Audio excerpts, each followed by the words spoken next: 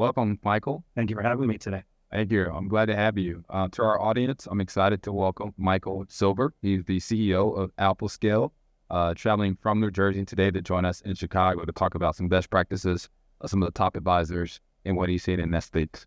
Yeah, it's been great. Yeah, I'm looking forward to it. So, Michael, tell us a little bit about Alpha Scale and how you got started.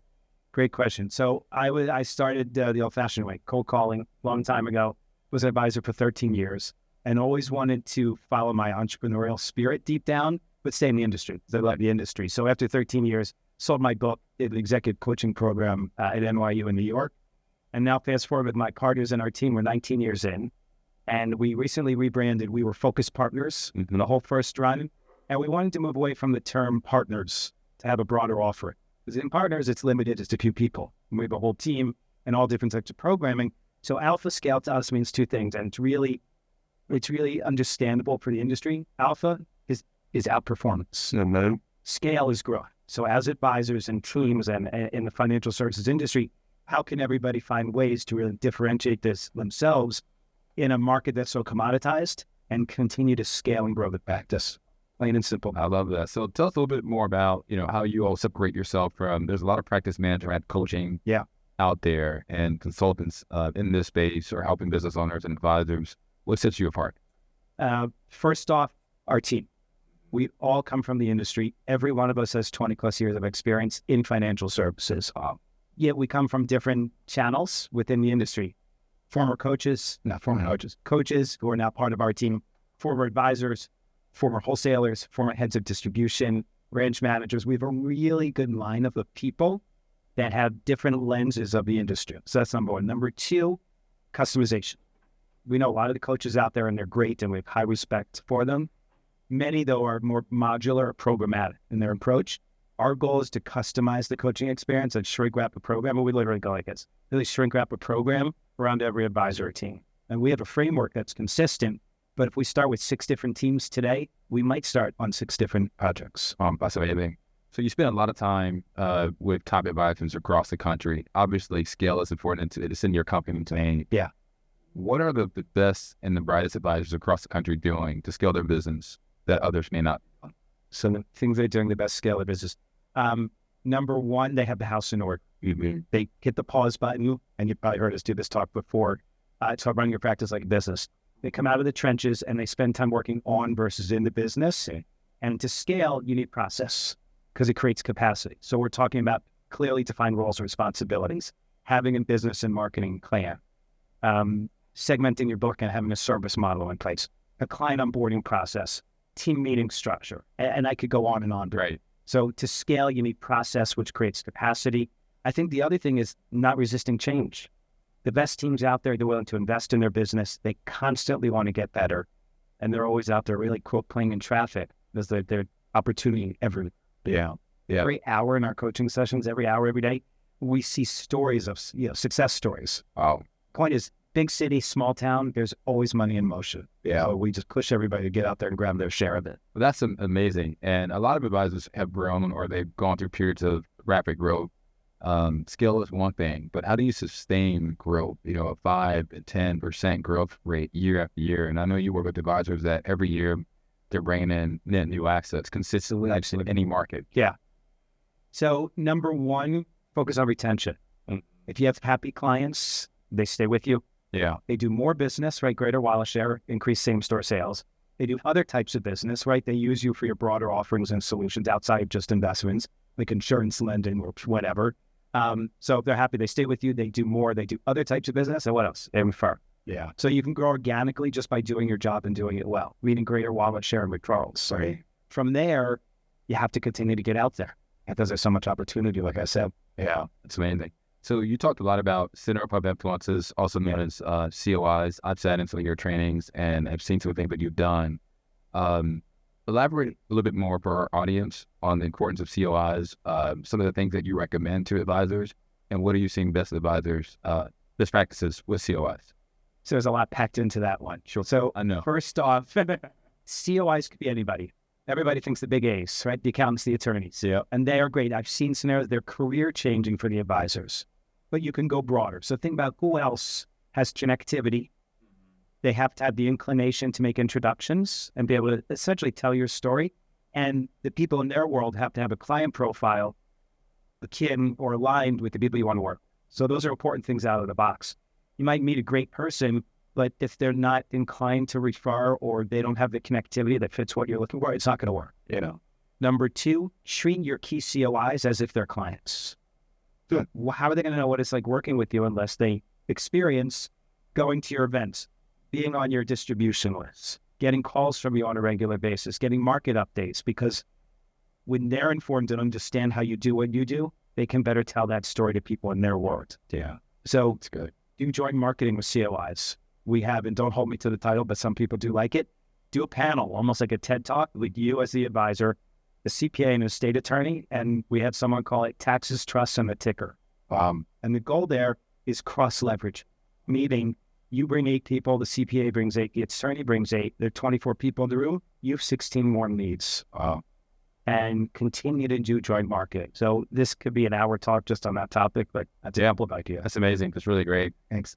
So right now, currently, the markets have been a little quite volatile, quite for some. Yeah. This could be great for some advisors, bringing on new clients and servicing their current clients, and maybe not as good for others. Right. What are you hearing and seeing from the advisors that you're working with? It's interesting. Having gone through many market cycles, either as an FA or as a coach, 2000, 08, 22, now all these different high stress, high volatility times. In general, the advisors we're speaking to, they're okay.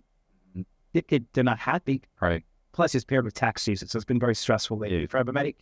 But if you stick to the course and you stay in front of your clients, I mean, my worst nightmare, Chris, in this industry is if a client of yours or any advisor calls you and says, "Hey, I thought I would have heard from you." So we're pushing everybody we speak to. You have to pick up the phone. Make your outbound calls. And if you can't reach them, you can leave a message. You can, if you're allowed to text, I don't know. Yeah. You can send an email, but the conversation and or the script for that call or text or message, it's Michael, just wanted to check in. You've probably seen there's a lot of volatility out there. Rest assured, we're making the appropriate changes to your portfolio, but we like how we're positioned going forward. So sit tight. I know it's not fun, right? So we're validating. Yep. Sit tight. Do you have any questions for me? We're here if you need us. Conversation, message, email, you have to get to them first. So be proactive, get everybody on the team involved to make that outreach. The other side of that coin is it's a great time to prospect. So in theory, you might be calling one of your prospects to ask them if they have any questions and give them an update before they've heard from their current advisor. And that's how you win business. Also, something else we get regularly is people, meaning prospects, are saying, well, I don't know, it's a little scary right now. Say to them, it's your time in the market, you can't time the market. One of my favorite quotes for 30 years. So let's just get started. We have a plan. Let's do systematic investments. Let's dollar cost average. Let's leg into the market. Any phrase that each person's comfortable with. Yeah, we do a lot of scripting, but we say make it your own. You can win business in times of volatility. Oh, that's great. So you've been doing this for a few years, and without naming any names or anything like that, but can you share any examples to real life situations where you and your team have come in and helped advisors go to the next scale and achieve results that they never would have had? Yes, there's an advisor at the firm in the Philadelphia market who I think you know, that we've talked about. I've worked with him since 2008. So we're going back 17 years. We've gone through every different type of scenario you can imagine, almost, in his career with his team. So he was a young junior advisor. Now he's the senior leader of the team. They've had 2 or 3 advisors retire out. They've integrated, successfully retained those practices. They brought on a junior partner. We've helped round out the team and expand the different roles on the team. We've seen him do conversion campaigns of old legacy assets that were more transactional to fee-based platforms where appropriate. We've put together tremendous marketing activities and events that have yielded, and he's really found his niche, but his niche based on his passion. Not just, hey, I want to go after business owners, but I want people that like golf or cars or cigars or watches or fill in the blank, whatever that affinity is. And it's just been wonderful to be a partner to this advisor and team. Also situational partnering. I could go on. They check almost every box. Areas where we've worked on it together. Not that we want the credit or need the credit, but we've seen the outcome of this long-term relationship. I'm sure that's pretty fulfilling for you. That's great. It's a case study that we use. Yeah, I think it's really important when advisors identify who they are and do things that you like So if you don't like golf, maybe you probably don't want to go out and play golf and prospect for golf. Yeah, and that's fine. We have no issue with that. Follow what you enjoy. And Likely. you can have fun growing your business.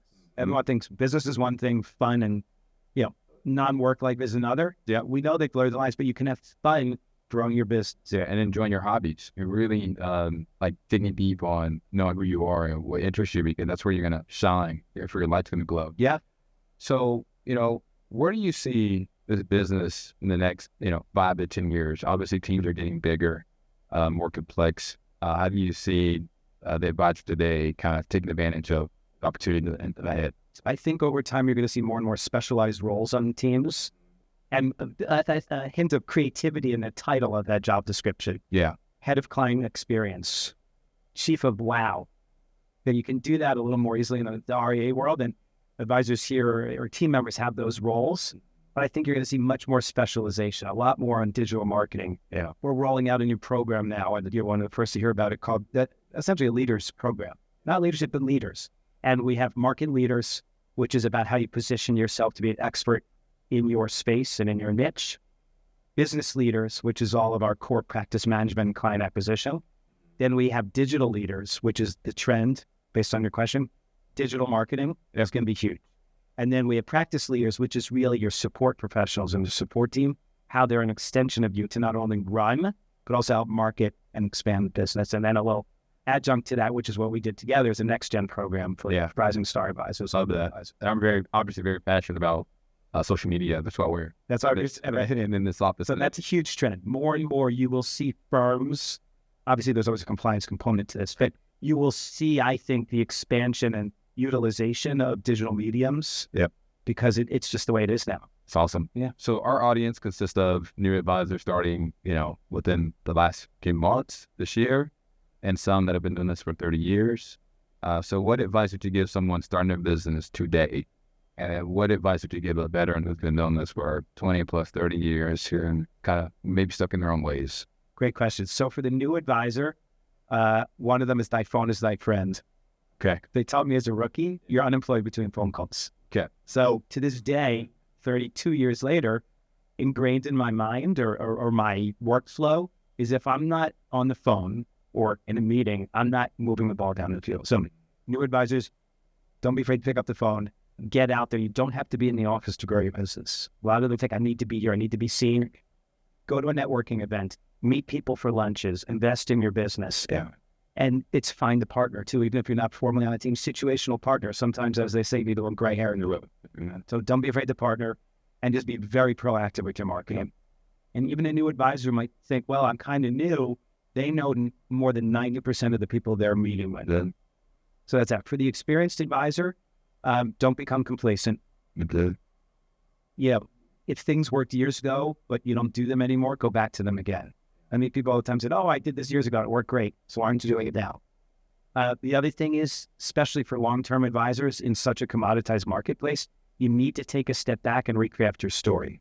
I don't care if you've been 3 months or 30 years, you have to have a compelling value proposition and be able to, on the fly, clearly articulate what you do and how you do it, right? Your process, who you do it for, right? How you position yourself in the marketplace and in niches and target markets, and ultimately the benefits of working with you, your team, and Raymond James. I love it.